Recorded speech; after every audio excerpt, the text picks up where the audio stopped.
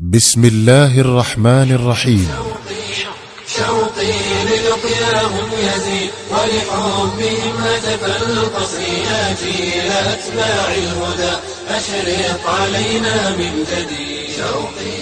يسر جمعية مودة أن تقدم لكم صورا من حياة الصحابة لعبد الرحمن رأفت الباشا رحمه الله.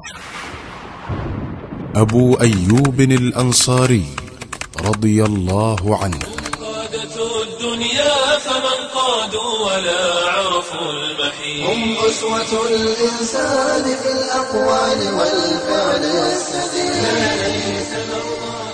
هذا الصحابي الجليل يدعى خالد بن زيد بن كليب من بني النجار، أما كنيته فأبو أيوب، وأما نسبته فإلى الأنصار.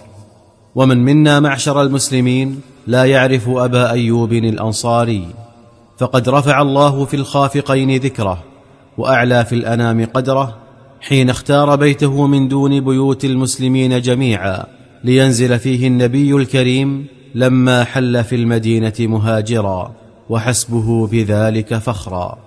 ولنزول الرسول صلوات الله وسلامه عليه في بيت أبي أيوب قصة يحلو تردادها ويلذ تكرارها، ذلك أن النبي عليه الصلاة والسلام حين بلغ المدينة تلقته أفئدة أهلها بأكرم ما يتلقى به وافد، وتطلعت إليه عيونهم تبثه شوق الحبيب إلى حبيبه، وفتحوا له قلوبهم ليحل منها في السويداء، وأشرعوا له أبواب بيوتهم لينزل فيها أعز منزل.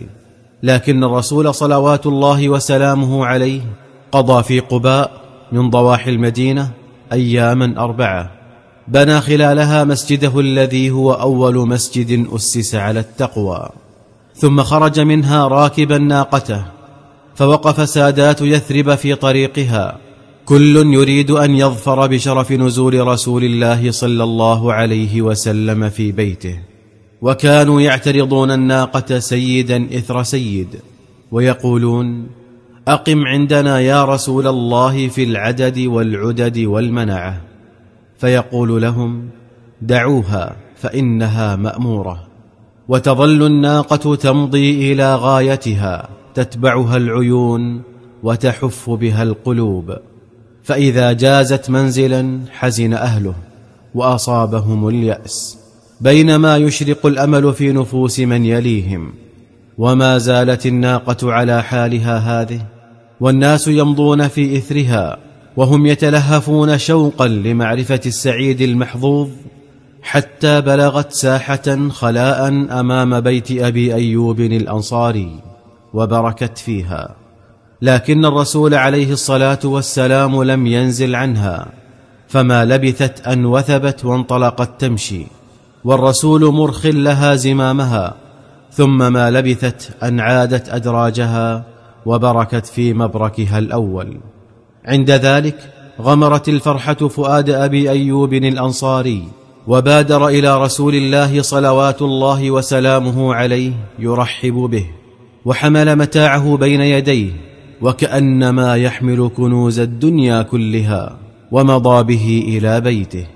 كان منزل أبي أيوب يتألف من طبقة فوقها علية، فأخلى العلية من متاعه ومتاع أهله لينزل فيها رسول الله، لكن النبي عليه الصلاة والسلام آثر عليها الطبقة السفلى، فامتثل أبو أيوب لأمره وأنزله حيث أحب.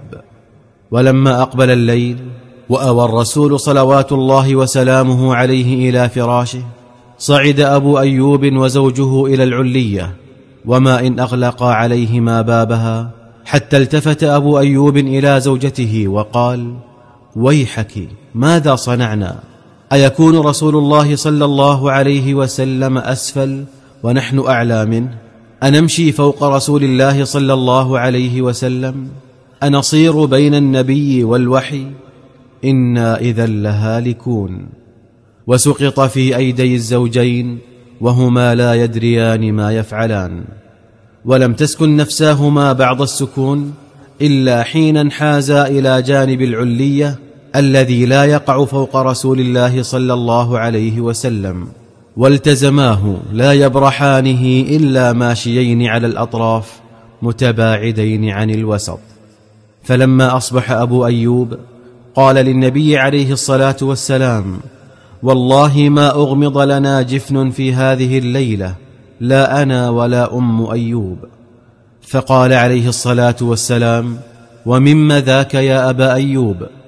قال: ذكرت أني على ظهر بيت أنت تحته، وأني إذا تحركت تناثر عليك الغبار فآذاك، ثم إني غدوت بينك وبين الوحي. فقال له الرسول عليه الصلاة والسلام: هون عليك يا أبا أيوب، إنه أرفق بنا أن نكون في السفل لكثرة من يغشانا من الناس. قال أبو أيوب: فامتثلت لأمر رسول الله صلى الله عليه وسلم إلى أن كانت ليلة باردة، فانكسرت لنا جرة وأريق ماؤها في العلية، فقمت إلى الماء أنا وأم أيوب، وليس لدينا إلا قطيفة كنا نتخذها لحافا، وجعلنا ننشف بها الماء خوفا من أن يصل إلى رسول الله صلى الله عليه وسلم. فلما كان الصباح غدوت على الرسول صلوات الله وسلامه عليه، وقلت: بأبي أنت وأمي، إني أكره أن أكون فوقك وأن تكون أسفل مني.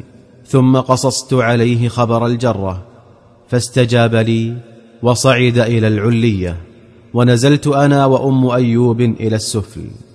أقام النبي عليه الصلاة والسلام في بيت أبي أيوب نحوا من 7 أشهر، حتى تم بناء مسجده في الأرض الخلاء التي بركت فيها الناقة، فانتقل إلى الحجرات التي أقيمت حول المسجد له ولأزواجه، فغدا جارا لأبي أيوب أكرم بهما من متجاورين. أحب أبو أيوب رسول الله صلوات الله وسلامه عليه حبا ملك عليه قلبه ولبه، وأحب الرسول الكريم أبا أيوب حبا أزال الكلفة فيما بينه وبينه، وجعله ينظر إلى بيت أبي أيوب كأنه بيته. حدث ابن عباس قال: خرج أبو بكر رضي الله عنه بالهاجرة إلى المسجد، فرآه عمر رضي الله عنه فقال: يا أبا بكر، ما أخرجك هذه الساعة؟ قال: ما أخرجني إلا ما أجد من شدة الجوع. فقال عمر: وأنا والله ما أخرجني غير ذلك. فبينما هما كذلك إذ خرج عليهما رسول الله صلى الله عليه وسلم فقال: ما أخرجكما هذه الساعة؟ قال: والله ما أخرجنا إلا ما نجده في بطوننا من شدة الجوع. قال عليه السلام: وأنا والذي نفسي بيده ما أخرجني غير ذلك، قوما معي. فانطلقوا فأتوا باب أبي أيوب الأنصاري رضي الله عنه، وكان أبو أيوب يدخر لرسول الله كل يوم طعاما، فإذا أبطأ عنه ولم يأت إليه في حينه أطعمه لأهله. فلما بلغوا الباب خرجت إليهم أم أيوب وقالت: مرحبا بنبي الله وبمن معه. فقال لها النبي عليه الصلاة والسلام: أين أبو أيوب؟ فسمع أبو أيوب صوت النبي، وكان يعمل في نخل قريب له، فأقبل يسرع وهو يقول: مرحبا برسول الله وبمن معه. ثم أتبع قائلا: يا نبي الله، ليس هذا بالوقت الذي كنت تجيء فيه. فقال عليه الصلاة والسلام: صدقت. ثم انطلق أبو أيوب إلى نخيله، فقطع منه عذقا فيه تمر ورطب وبسر، فقال عليه الصلاة والسلام: ما أردت أن تقطع هذا، ألا جنيت لنا من تمره؟ قال: يا رسول الله، أحببت أن تأكل من تمره ورطبه وبسره، ولأذبحن لك أيضا. قال: إن ذبحت فلا تذبحن ذات لبن. فأخذ أبو أيوب جديا فذبحه، ثم قال لامرأته: اعجني واخبزي لنا، وأنت أعلم بالخبز. ثم أخذ نصف الجدي فطبخه، وعمد إلى نصفه الثاني فشواه، فلما نضج الطعام ووضع بين يدي النبي وصاحبيه، أخذ الرسول قطعة من الجدي ووضعها في رغيف وقال: يا أبا أيوب، بادر بهذه القطعة إلى فاطمة، فإنها لم تصب مثل هذا منذ أيام. فلما أكلوا وشبعوا قال النبي صلى الله عليه وسلم: خبز ولحم وتمر وبسر ورطب. ودمعت عيناه ثم قال: والذي نفسي بيده، إن هذا هو النعيم الذي تسألون عنه يوم القيامة. فإذا أصبتم مثل هذا فضربتم بأيديكم فيه فقولوا بسم الله، فإذا شبعتم فقولوا الحمد لله الذي هو أشبعنا وأنعم علينا فأفضل. ثم نهض الرسول صلوات الله وسلامه عليه وقال لأبي أيوب: ائتنا غدا. وكان عليه الصلاة والسلام لا يصنع له أحد معروفا إلا أحب أن يجازيه عليه، لكن أبا أيوب لم يسمع ذلك، فقال له عمر رضوان الله عليه: إن النبي صلى الله عليه وسلم يأمرك أن تأتيه غدا يا أبا أيوب. فقال أبو أيوب: سمعا وطاعة لرسول الله. فلما كان الغد ذهب أبو أيوب إلى النبي عليه الصلاة والسلام فأعطاه وليدة كانت تخدمه، وقال له: استوص بها خيرا يا أبا أيوب، فإنا لم نر منها إلا خيرا ما دامت عندنا. عاد أبو أيوب إلى بيته ومعه الوليدة، فلما رأتها أم أيوب قالت: لمن هذه يا أبا أيوب؟ قال: لنا، منحنا إياها رسول الله صلى الله عليه وسلم. فقالت: أعظم به من مانح وأكرم بها من منحة. فقال: وقد أوصانا بها خيرا. فقالت: وكيف نصنع بها حتى ننفذ وصية رسول الله صلى الله عليه وسلم؟ فقال: والله لا أجد لوصية رسول الله بها خيرا من أن أعتقها. فقالت: هديت إلى الصواب، فأنت موفق.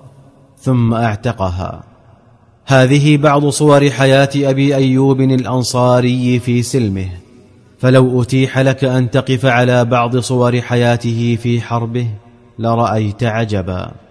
فقد عاش أبو أيوب رضي الله عنه طول حياته غازيا، حتى قيل إنه لم يتخلف عن غزوة غزاها المسلمون منذ عهد الرسول إلى زمن معاوية إلا إذا كان منشغلا عنها بأخرى. وكانت آخر غزواته حين جهز معاوية جيشا بقيادة ابنه يزيد لفتح القسطنطينية، وكان أبو أيوب آنذاك شيخا طاعنا في السن يحبو نحو 80 من عمره، فلم يمنعه ذلك من أن ينضوي تحت لواء يزيد وأن يمخر عباب البحر غازيا في سبيل الله. لكنه لم يمض غير قليل على منازلة العدو حتى مرض أبو أيوب مرضا أقعده عن مواصلة القتال، فجاء يزيد ليعوده وسأله: ألك من حاجة يا أبا أيوب؟ فقال: اقرأ عني السلام على جنود المسلمين وقل لهم: يوصيكم أبو أيوب أن توغلوا في أرض العدو إلى أبعد غاية، وأن تحملوه معكم، وأن تدفنوه تحت أقدامكم عند أسوار القسطنطينية. ولفظ أنفاسه الطاهرة. استجاب جند المسلمين لرغبة صاحب رسول الله صلى الله عليه وسلم، وكروا على جند العدو الكرة بعد الكرة حتى بلغوا أسوار القسطنطينية وهم يحملون أبا أيوب معهم، وهناك حفروا له قبرا وواروه فيه. رحم الله أبا أيوب الأنصاري، فقد أبى إلا أن يموت على ظهور الجياد الصافنات غازيا في سبيل الله وسنه تقارب 80. أبو أيوب الأنصاري رضي الله عنه يدفن تحت أسوار القسطنطينية. لمحمد وبصحبه قد أسس الصرح المشيد. يا شعر أسعفني أفض في مدحهم هل من مزيد. سلة الإيمان